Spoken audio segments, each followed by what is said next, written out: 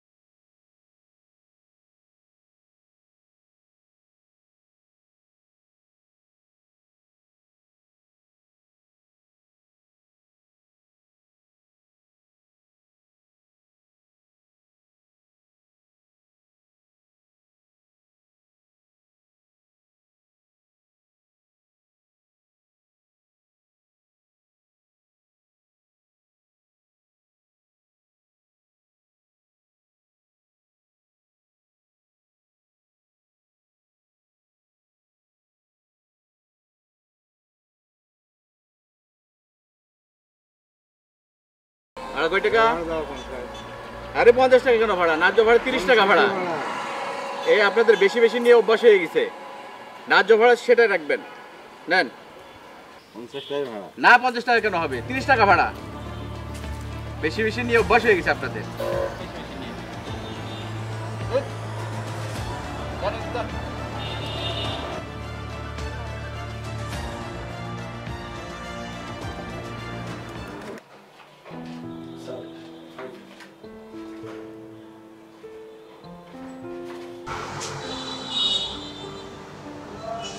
এটা কি করেছে? এটা কাজ হলো? বারবার শুধু ভুল করেন। বারবার যদি ভুল করেন চাকরি ছেড়ে দেন। চাকরি ছেড়ে গিয়ে রাস্তায় গিয়ে ভাজা বিক্রি করেন। নেন ঠিক করে নিয়ে আসেন।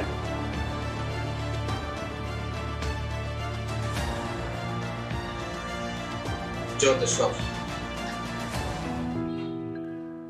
জি নজর সাহেব ভালো আছি। ও আচ্ছা আচ্ছা, জি আপনাদের ফাইলের কাজ হবে, হবে না কেন? অবশ্যই হবে। আরে ভাই বুঝেন তো, সব সময় তো একরকম চলে না। আপনি ব্যবস্থা করলেই হবে, হবে না কেন? আপনি ব্যবস্থা করেন, আমি বসকে বলে সবকিছু ওকে করে নিচ্ছি সই স্বাক্ষর করে। আচ্ছা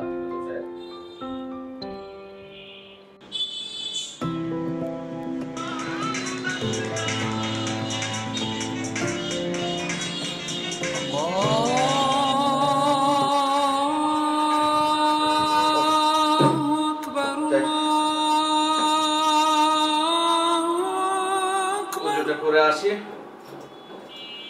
নামাজটা পড়তে হবে।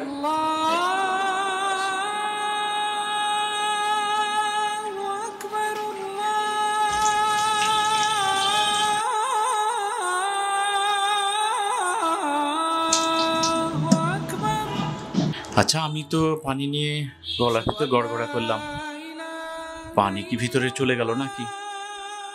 পানি যদি চলে যায় তাহলে তো রোজা ভেঙে যাবে। আচ্ছা, এই বিষয়টা নিয়ে হুজুরকে জিজ্ঞাসা করতে হবে। গলার ভিতর পানি গড়গড়া করে যদি পানি চলে যায় তাহলে তো রোজা ভেঙে যাবে। যাই, হুজুরকে জিজ্ঞাসা করি।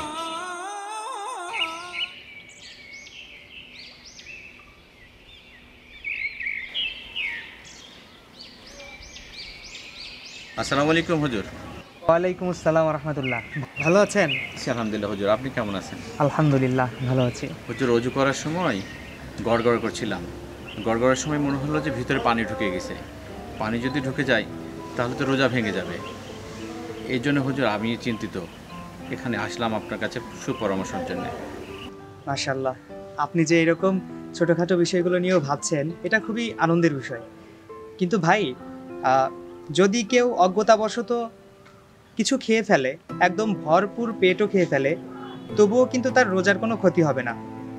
কিন্তু আমাদের এই বিষয়গুলোর চাইতে একটু যে বিষয়গুলো বেশি নজর দেওয়া উচিত, যে বিষয়গুলো বেশি ভাবা উচিত, সেগুলো হলো আমি কারোর সাথে খারাপ আচরণ করলাম কিনা, আমি কোনো মিথ্যা কথা বললাম কিনা, আমি কারো অধিকার নষ্ট করলাম কিনা, অথবা আমি কোনো অশ্লীল জিনিস দেখলাম কিনা।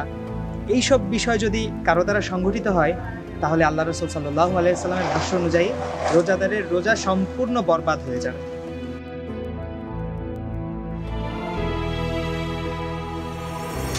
এই যে স্যার আমি অফিসে। না 50 টাকা কেন হবে? 30 টাকা ভাড়া। চাকরি ছেড়ে দিয়ে রাস্তায় গিয়ে ভাজা বিক্রি করেন। হুজুর, আমি তো এই সকল কাজগুলো সবই করেছি, এখান থেকে বাঁচার উপায় কি তাহলে হুজুর? দেখুন, আল্লাহ রাব্বুল আলামিন তওবাকারীকে ক্ষমা করতে ভালোবাসেন। তার 99টি গুণবাচক নামের মধ্যে একটি হচ্ছে গফুর, একটি হচ্ছে রহিম। গফুর শব্দের অর্থ ক্ষমাশীল, আর রহিম শব্দের অর্থ পরম দয়ালু। আল্লাহ রাব্বুল আলামিনের কাছে যারা খাস দিলে তওবা করে, আল্লাহ রাব্বুল আলামিন তাদের কোনো গুনাহ আর রাখেন না, সব গুনাহ মাফ করে দেন। এখন যেহেতু সিয়াম সাধনার মাস চলছে, আল্লাহ রাব্বুল আলামিনের কাছে খাস দিলে তওবা করলে আল্লাহ রাব্বুল আলামিন অবশ্যই আপনাকে ক্ষমা করে দিবেন। হুজুর, আমার জন্য দোয়া করেন, আল্লাহ যেন আমাকে ক্ষমা করে দেয়, সৎ পথে চলতে পারি, আল্লাহ যেন আমাকে ক্ষমা করে দেয়। ফি আমানিল্লাহ। আসসালামু আলাইকুম। ওয়ালাইকুম আসসালাম।